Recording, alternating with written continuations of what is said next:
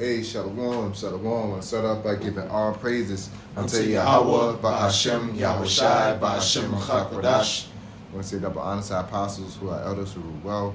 Blessings and salutations to you brothers out there teaching and enduring truth and sincerity. This is Nebraska camp, and I want to we were just talking about something earlier, dealing with camp getting into certain opportunities, in regards to a camp house, and we were just going over, hospitality and things like that, and there was an excerpt that I came across that we were speaking on that I found, edifying to be bringing out, just learning the importance of hospitality. Why did we do it, and you can go, we can get that in Tobit when it says with the charity, because when you go into Tobit, they had their hospitality with weddings and things like that. You had to understand that there was like a journey that was associated with it. It was more than just saying, hey, look at me, but at the same time, it put things into play. But if y'all got that, let's get it. God, it says in Tobit chapter 12 and verse 8, it says, prayer is good with fasting and alms and righteousness. A little with righteousness is better than much with unrighteousness. It is better to give alms than to lay up gold. For alms doth deliver from death, and shall purge away all sin. Those that exercise alms and righteousness shall be filled with life. Yeah, so that the alms, is different from your tithing. These are, let's go into ChatGPT and see the difference between alms and tithes. Because your tithing or even your charity, the difference between alms and charity. There's really no difference, but your alms is and charity is similar, but alms and tithing is more of a difference that I wanted to get out. Okay, so you want the alms and tithes? Yeah, get that first, but we're gonna see the difference between alms and charity as well. I believe it's similar though. Should go ahead. Okay, it says tithes and alms are both forms of giving, rooted in religious traditions, but they differ in purpose, recipient, historical basis, and how they are practiced. Tithes literally means a tenth. It refers to giving 10% of one's income, produce, or resources to support the religious institution and its leaders, such as the priests, the Levites, and the work of the church or temple. It is seen as an act of obedience, worship, and justice towards the Most High, acknowledging that everything belongs to Him. Yeah, so it's more. Now our tithes is our supposes. It's what we're supposed to do. Something that you would submit to. Alms is something that you would yield to. Okay, it's option. It's an option. Okay. God, it says the last thing about the tithes. It says often considered. You can just get to the point of them saying the difference. Okay. Yeah, because we know what it is. Okay, so it says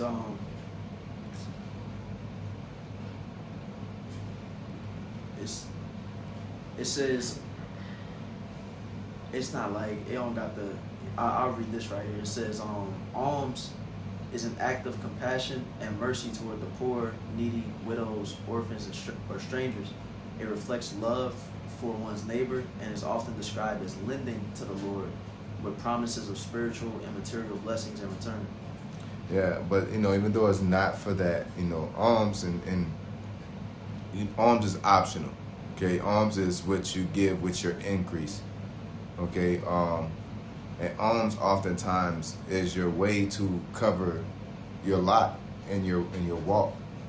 The Lord will put you in opportunities to give that alms through charity. You got something you was holding? The alms and charity. Yeah. At that. In the ChatGPT, it says they are closely related, but like the brother mentioned, the alms, that's more material gifts and people in need, such as money, food, clothing, and other necessities. Charity includes giving alms, but also refers to the virtue of selfless love and compassion towards others. Yeah, so alms is more of a transactional thing. Charity is more of the act of giving alms, giving advice, you know, having grace, you know what I'm saying, having grace upon people with charity, you know what I'm saying, having patience, you know. But alms in itself is optional, you know what I'm saying, and hospitality falls into that, but there's a sense of duty that needs to be allocated, you know what I'm saying. That was interesting that I was reading in the book of Bible Manners and Customs. If you could read that real quick, Kashai. Con, so it's in Bible Manners and Customs, page 214. It's titled Hospitality. It says, entertaining others to eat and to stay was important for the people of the Bible. The urge to give hospitality seems to have been rooted in their experience of nomadic life. Yeah, so because people were coming from the desert, people were coming from far places, you know, so that hospitality is not just like you just do it, but you're prepared to house people who just come, and it ain't always your cousins and your friends, you know. It says nomadic people are conscious of the loneliness of the desert and that the provision of food is often a matter of life and death. It says because Esau was too weak to prepare a meal for himself after he had been hunting, his brother Jacob was able to extract the birthright from him. Even an enemy could not be allowed to die of hunger. Paul wrote, if your enemy is hungry, feed him. And he was repeating what was always done among nomadic people. Yeah, so they you know adding, you know, they add their little fluff in there.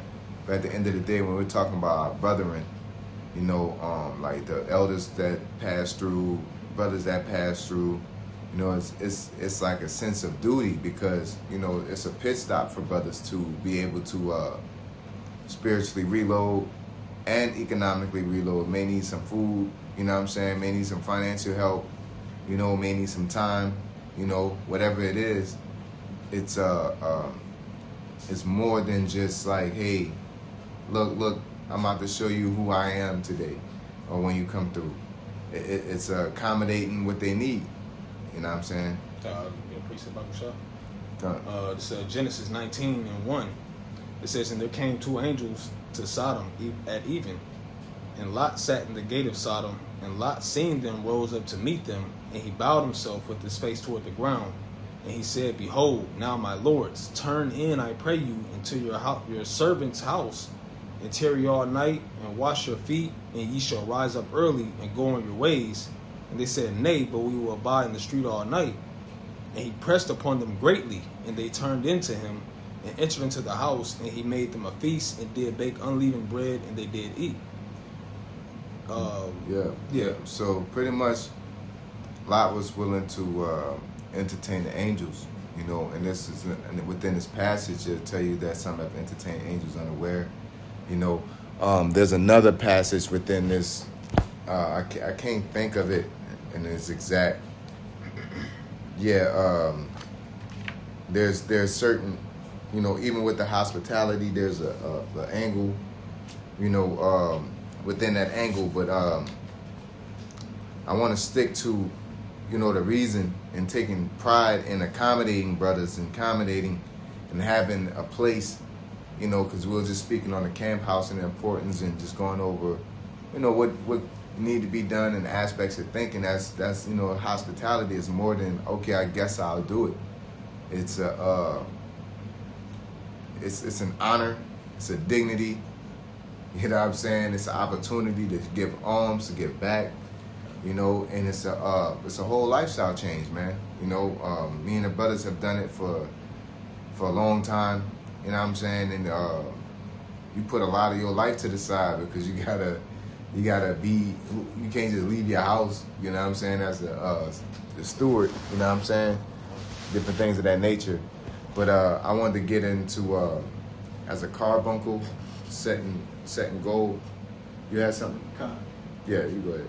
This is 2 Corinthians chapter 9, verse 7. It says, every man according as he purposeth in his heart, so let him give, not grudgingly or of necessity, for the Most High loveth a cheerful giver.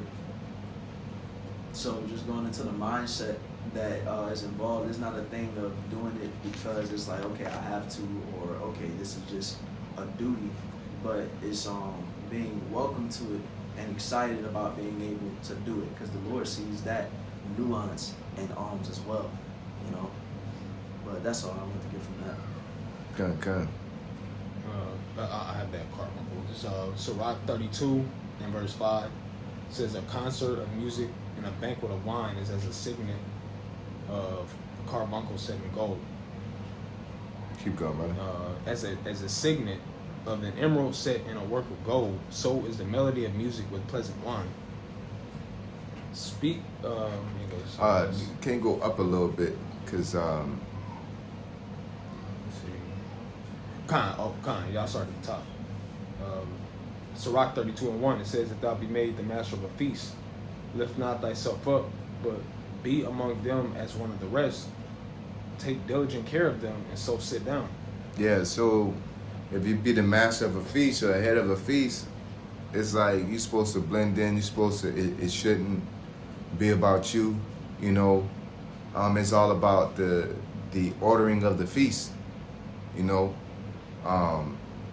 we was just joking about like getting like got pool table, fucking zip line in that motherfucker. Like ain't no space for nobody to do shit with though, but revel or you know what I'm saying. It's like you got to think about how to accommodate and to deal with brothers. You know how brothers eat. You know what brothers tend to do. You know, and things like that, and how to move around. You know what I'm saying? Because it's not just like you just so happen to have a house. Sometimes it's like that though. Sometimes you so happen that your house be the house, and you just got to make those adjustments then. You know, because I've seen brothers do that, and it all works out. The Lord provides, and then he used to be crazy when Jake was younger, man. You know, bottles all over the place. You know what I'm saying? Jake don't put things away. You know. Now Jake get a little older, they know how to accommodate, you know what I'm saying? But it gets exhausting for those who, that house it is. But we gotta always understand that it's also a privilege, you know? Verse 2, it says, and when thou hast done all thy office, take thy place, that thou mayest be merry with them, and receive a crown for thy well ordering of the feast. Yep, so that's where the real dignity comes in is, whether we see it or not, being able to house brothers, because that's why brothers get together, give brothers pit stops on their journeys, because when the apostles traveled from house to house, that's how they made their abode. They had pit stops between the churches, because we're considered churches. When the apostles are going from probably northeast down to South or Southern California or Texas, there's a bunch of churches that they're able to stop at, and just like with the scriptures, when the apostles went, sometimes they abode longer in other places than others. Some places are rest, and you can hear about their the scriptures talking about, giving thanks to families that held them up. You know what I'm saying? Now, also on the receiving end, because, you hear camp house, I don't mean party house, I mean house that I can go bring my little dip at, and get my dipstick wet, there's should be respect, because there's an energy that, comes with that, you know what I'm saying? And we were speaking on that, and it was, edifying conversation, but I just want to go into certain things of customs that we had. It says when one entered a house, it was usual practice to take off one's shoes, because otherwise the dirt from unpaved streets and pathways would defile the house. If the floors were carpeted, the carpet would be ruined. Removal of shoes was therefore a mark of consideration and respect, and since the Most High can be given no less respect, the removal of shoes is a mark of respect toward the Most High. this practice continues in Muslim practice and worship in contemporary society, you know, which is, you know, they add their little fluff into it. And they also, you know, go into, there's an aspect within someone staying for a long period of time. And when you entertain your guests, you would have a, say you have like like a villa with a bunch of houses. You know, you'll have a family member stay with that person, sometimes on the roof or sometimes on the floor next to him. You know what I'm saying? Because, you know, it's sleeping alone. So there's like a whole concept to accommodating. You know what I'm saying? It's not just doing it for the sake of saying I did it. You know what I'm saying? Which is dope. Like, we took pride in taking care of each other, man. You know what I'm saying? And there's nothing wrong with that. But, like, you know, sometimes it can get exhausting when you're the main person to do it all the time. You know, but that be your lot. And we have to live in our moments, and it'd be dope when you look back on it and you get through it the right way, you know, because a lot of these are opportunities for us to lay our treasures up in heaven, you know, speaking on our end, you know, and brothers that may be going through the same thing. You know, you have your lots. You know, a brother went over a lesson a while ago speaking on it, you know, and we find ourselves in, you know, a similar position, but in reverse to establishing another house. You know, and we were just speaking on the to-dos and not to-dos and to things to be focusing on. And I want to end it with this precept going into Sirach with the caged bird.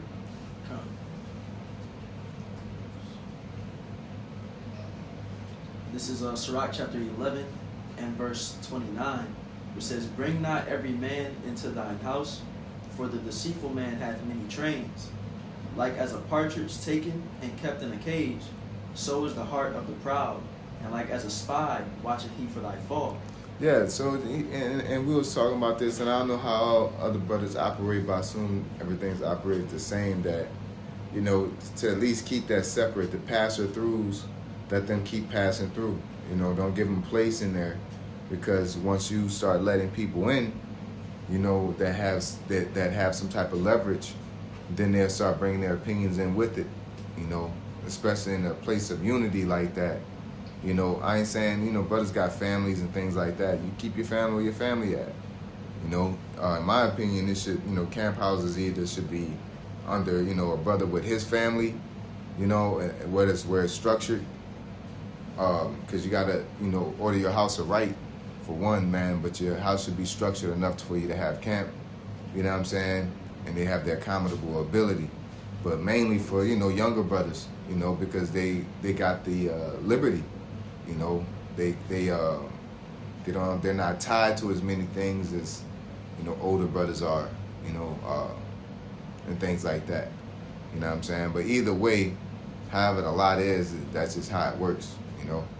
It says, "For he lieth in wait and turneth good into evil, and in things worthy praise will he lay blame upon it." Yeah, so because people get familiar with you, you know, and they'll start judging you for how you operate, you know, and that's why, you know, like women, you know, and it sounds crazy because once you start letting women, that's just saying, so you let him bop, bop, bop, and he be bop, bop, bop, and getting in your ear and from now you feel some type of way, or, oh, you pretty much is like, and then start saying things and having feeling some type of way, and then now you feel like you gotta justify it, you know, so, unless it's, that's why I says, unless some type of structure, but I ain't the one to go over the do's and don'ts. I just know that when you give outside sources leverage, then they become, they can mess with the foundation that you laid spiritually, you know, and that's why, you know, just that's just gotta be learned, you know, and that's just for every brother, anybody, period. Never let nobody in your house and just be all in your business. People pass through. That happens. You know what I'm saying? You might have somebody come in town, they have a coffee, you hold them up, things like that. But to let somebody in your house, you know, with leverage, you know, with opinions, you know what I'm saying? And in some type of way, whether they're there or not, it can cause a disturbance in clarity, you know, or a direction. Because again, the Lord can have us want to go in the direction of this way. And to the average man, the average woman, they're going to say, oh, you know, because they consider our life madness anyway. So they see you doing something in the name of like, this is the best way to do it. They're going to see it like, nah, that's not economic, not in America, you know. So it's like, keep passerbys. You hold them, you know, at least they're brothers, you know, and brothers going to tell you based on brotherly things. Yeah, you know what I'm saying? But yeah, man, that's one of the main things, and that's not even the camp house thing. I'm very mindful of trying to regulate the energy of what comes in my house, you know, because people come in and bring all kind of what you should and shouldn't do within your homes, you know. Yeah, Baba Kushar. 2 John chapter 1 verse 10, it says, if there come any unto you and bring not this doctrine, receive him not into your house, neither bid him Godspeed. For he that biddeth him Godspeed is partaker of his evil deeds. Yeah, so your house is not only your physical house, but you know your mind too. But when you let somebody in your house like that, you giving them some type of leverage, you know. So when you let somebody in your house, you're befriending them, you're taking their advice. But that's how you do when you let somebody in your mind. Like a form of trust. Yeah. You know what I'm saying? So, yeah, man, don't let anybody in your house, you know, to sum up anything, you know, within that, man, not a summary, but just in general to all of us. You know what I'm saying? Like, now, if you got a maintenance man, that'll be, you know, like, you know what I'm saying? Everybody got to do his job. You can't come in. Yeah. But, you know, it's when somebody telling you how you should paint your walls and shit, or, you know, how you should operate, you know, if they don't have the intentions of furthering you in this gospel, their opinion don't matter, you know? And that's why you don't let anybody in your house to formulate that opinion, you know? But yeah, that's pretty much it. With that being said, I'll give our praises to Yahweh, Ba'ashem, Yahweh Shai, Ba'ashem, Chakadash, double honor to our apostles who are elders of rule well. Blessings and salutations to you brothers out there teaching and enduring truth sincerely. Shalom. Shalom.